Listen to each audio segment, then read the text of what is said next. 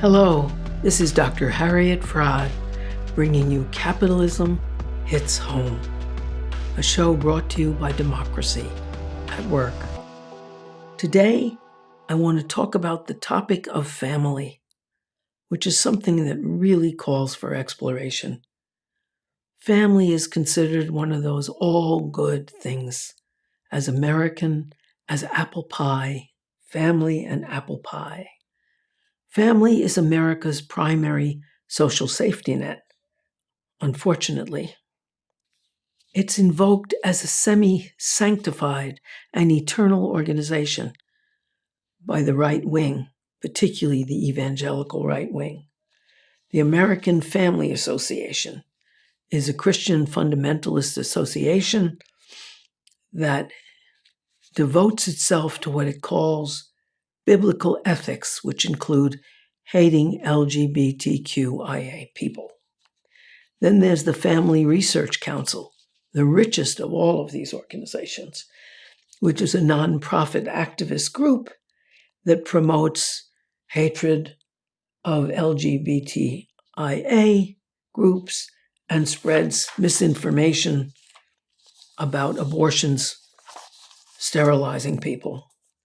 Then there's Focus on the Family, which is a very big and powerful organization started by James Dobson, who is the child-rearing authority for the right wing, where he advises not beating your child until it dies, but hitting a child because the child's will must be suppressed and the child must obey. That self-will is of the devil. Then there's the Family Policy Alliance, which is the lobbying arm of Focusing on Family.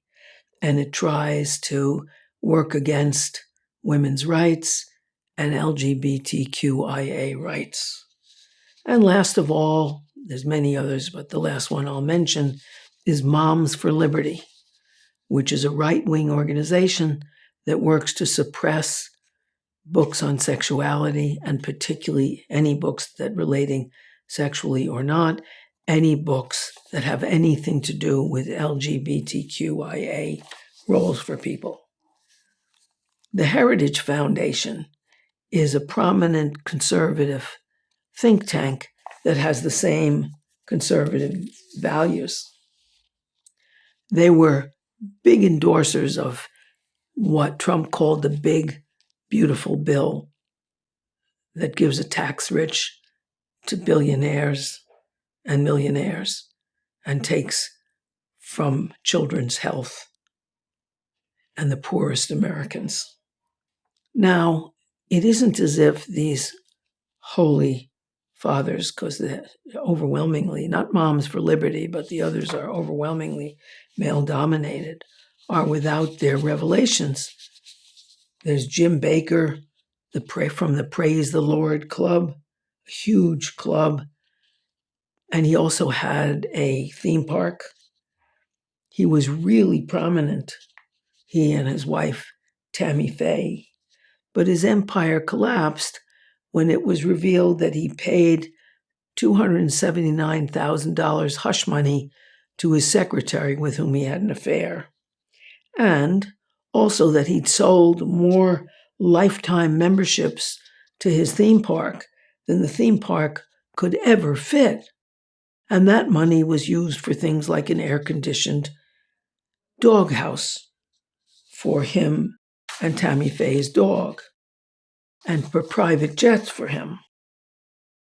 Because of fraud and cheating on his taxes, he was sentenced to 45 years in prison, but because he was such a holy fellow, he only served 5 out of those 45 years. Then, of course, there was the famous Jimmy Swaggart. He was another superstar televangelist. He had a problem when he was photographed with a prostitute in New Orleans. But he had a public confession where he wept about his sins and he asked for forgiveness, crying, "I have sinned." And his whole large megachurch forgave him. It didn't work the next time because prostitutes reported him because he had sex but refused to pay for it because it was a sin. That didn't fly so well, so he lost his megachurch. Another big influencer, and I'm just talking about the most famous, was Ted Haggard, who was exposed by a male prostitute. And I should say that Ted Haggard was the head of the National Association of Evangelicals, and he was outspoken from his huge megachurch in Colorado. What had happened was he was seen on television by a male prostitute who saw him as denouncing gays and lesbians and all the other LGBTQIA people and said, "Hey, that's George. Every 3 months, I have a week with George, a week of sex and crystal meth. Isn't that funny? Here he's Ted Haggard, head evangelical minister in the United States." And that prostitute had the courage to report it to the newspapers till he found a newspaper who would carry the story. And that was very brave because he didn't necessarily want his parents to know about his job. Then there's Creflo Dollar, who ought to be mentioned because he preached what was called the prosperity gospel. That if you pray, and by the way, give money to Creflo Dollar, you will get into heaven and you will prosper on earth. And he saw himself as an example with his private jet and his fleet of cars and his mansions. But he didn't pay taxes or wasn't honest about what his ministry was doing, so he was put off as a glowing example of godliness. By the way, I think it's cute that the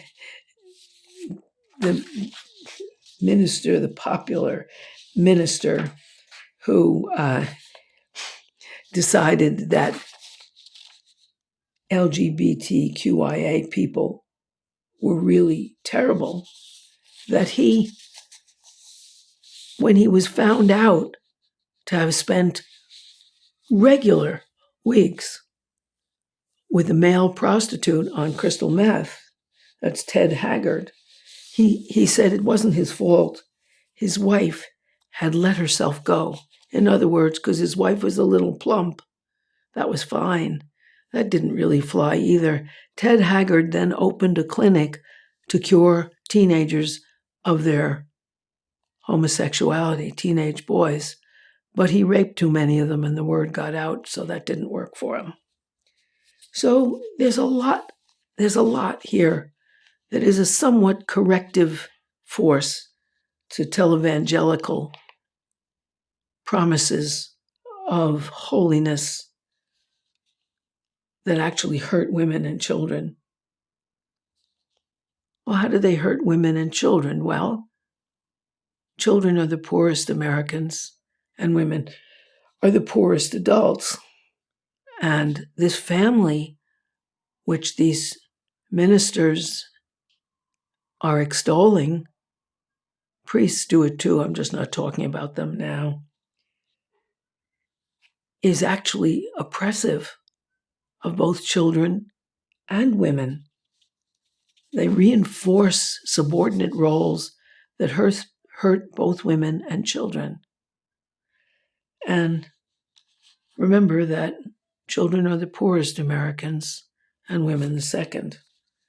If we look at a family with realistic eyes, unclouded by sentimentality, we have to understand that we have been fooled here. And in order to find out what really is the history of the family, and we have to look at scholarly works that aren't even fun to read. They're often turgid prose. But we have to remember, if we look it up, we learn that until the late 1800s, it was customary to kill the kids you didn't want. That was birth control. And, we've often read Grimm's fairy tales. Well, they weren't kidding. They were quite realistic.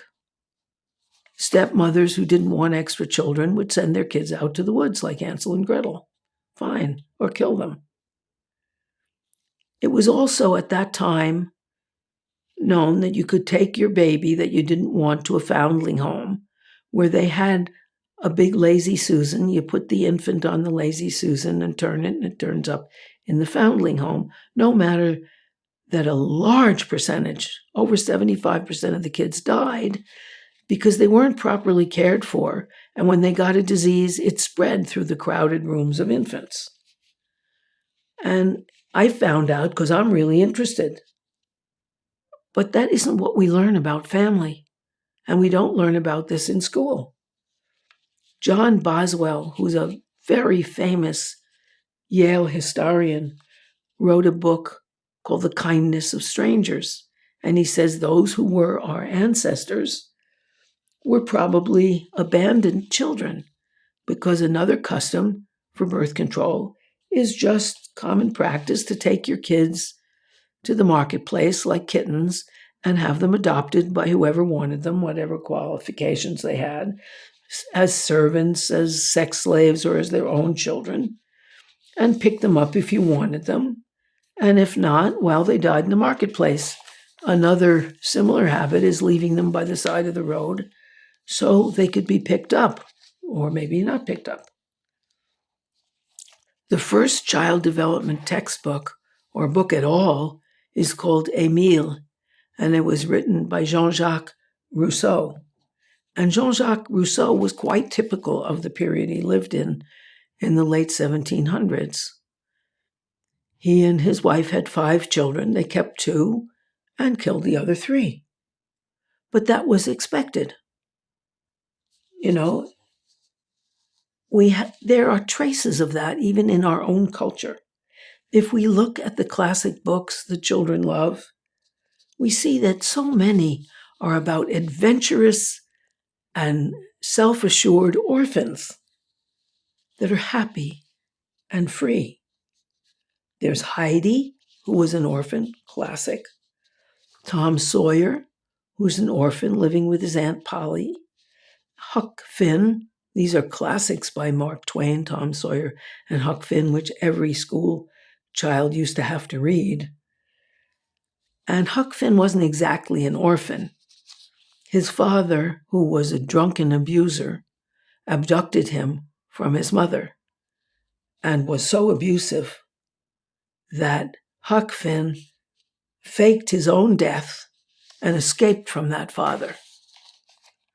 Then, of course, there's Peter Pan, who has no parents, and Pippi Longstocking, Anne of Green Gables, and for today's modern stories, Harry Potter is an orphan, Frodo Baggins from The Lord of the Rings, and Luke Skywalker from Star Wars. They're part of children's history and their yearnings, even though it's an unconscious history. In today's America, suicide is the second leading cause of death for children from 10 to 14 years old. The first leading cause of death for all American children of all ages is guns, but suicide is the second for 10 and 14-year-olds. When these children die, we assume they've committed suicide because their peers are hard on them, or that they had a very unusually inadequate family life. However, in previous generations, children didn't have great family lives, and they didn't commit suicide, and they didn't become addicts either, even though they were often mistreated. My own grandfather began work at 5 years old. My grandfather had a job trimming lamp wicks on the Long Island Railroad, because the Long Island Railroad used to have special trains to take wealthy New Yorkers to their vacation homes on Long Island. He was one of 9 children. They were all sent out to work at around 5 years old, so his father could stay home, boss his wife around, who did all the domestic work and the feeding of those 9 children, and keep his nails manicured. However, all of my grandfather's 8 siblings turned out to be reasonable people. They turned out to be high functioning people. Now, why? They came from a bad family, but at that time, most children in the US did well, in spite of their upbringing. Until the mid 1800s, most working class boys were sent away to live with masters at about 10 years old so that they could learn a trade, whether it's silversmithing or carpentry or blacksmithing or anything like that. They were apprentices, and they were often very badly abused and exploited and ran away.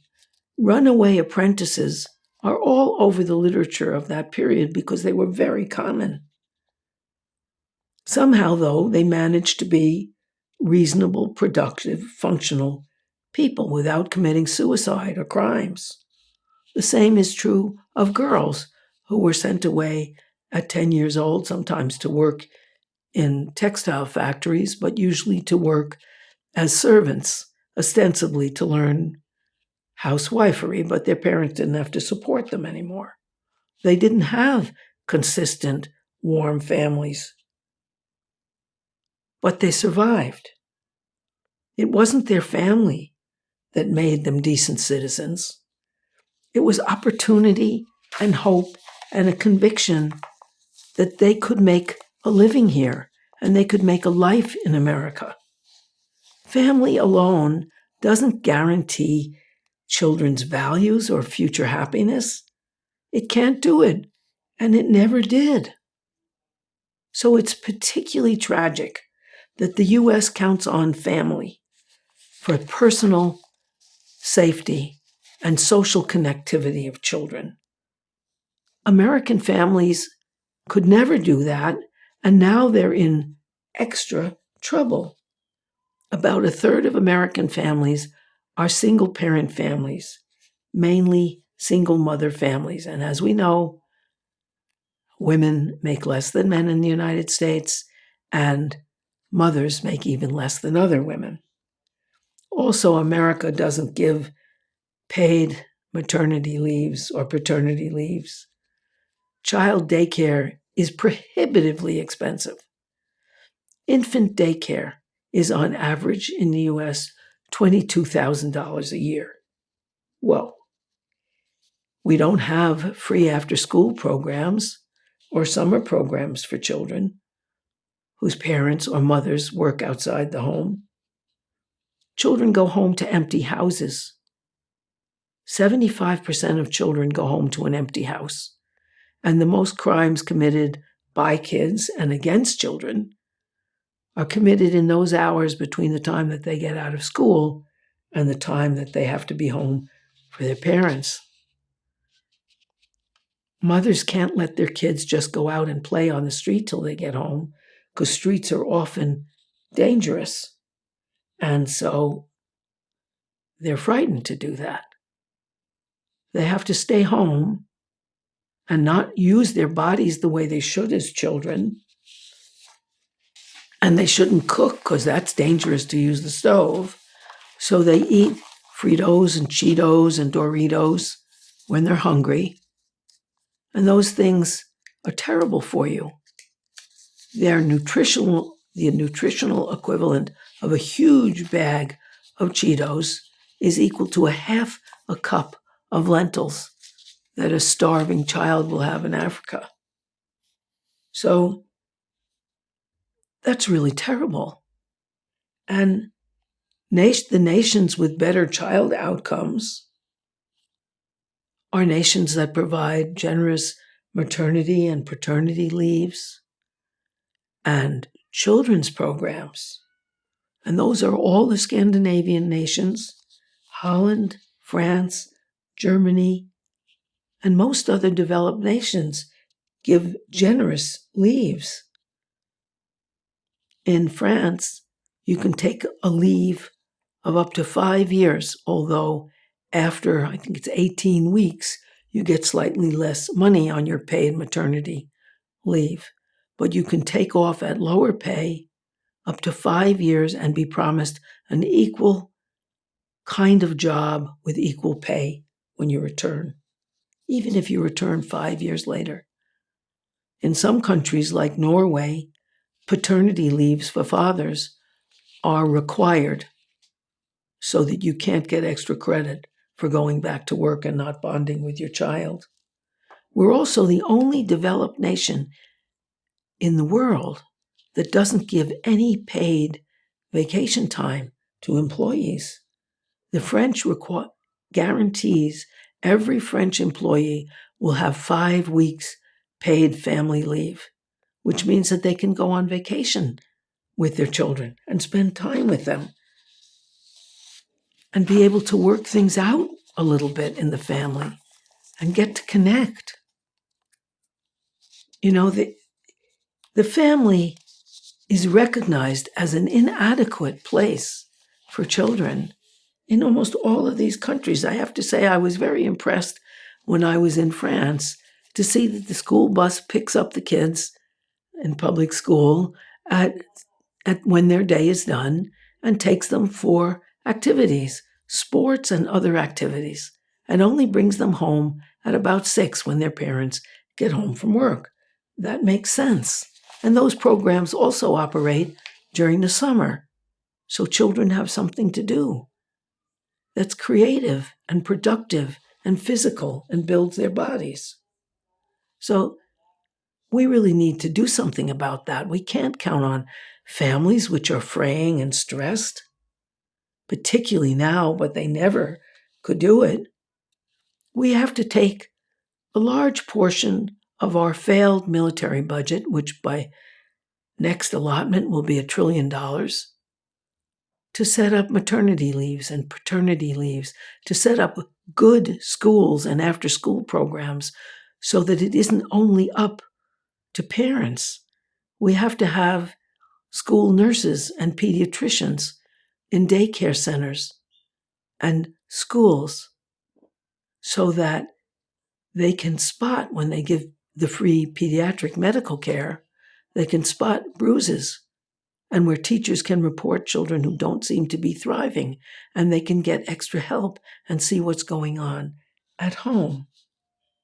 One of the popularity platforms of our primary candidate in the mayoral primary, that's Zoran Mandani, is he promises universal daycare, universal free childcare. And I should say in France, which has as varied a racial population as we do, education begins at 3 years old in excellent schools with small classes, a sick room for when kids are sick so they can be taken care of, a resident nurse, and a master's level and associate's level teacher in every classroom. We need that. The family has never been a strong enough support system for the future of people. And a testimony to that is there's the latest UNICEF study of developed nations. And Americans are right there at the bottom. American children are at the bottom of physical health, mental health, and skill level in the developed world. Of course we can do better than that. Of course everything doesn't have to be under capitalism for the people at the top. We have to support the future. And we have to support, if we want people to be mothers. And Vance says that women who don't have children are just dried up cat ladies, but is offering nothing to help out. But if we actually want children, we have to have a support system that doesn't only honor capitalism, but care and the future of American children. Thank you. Goodbye.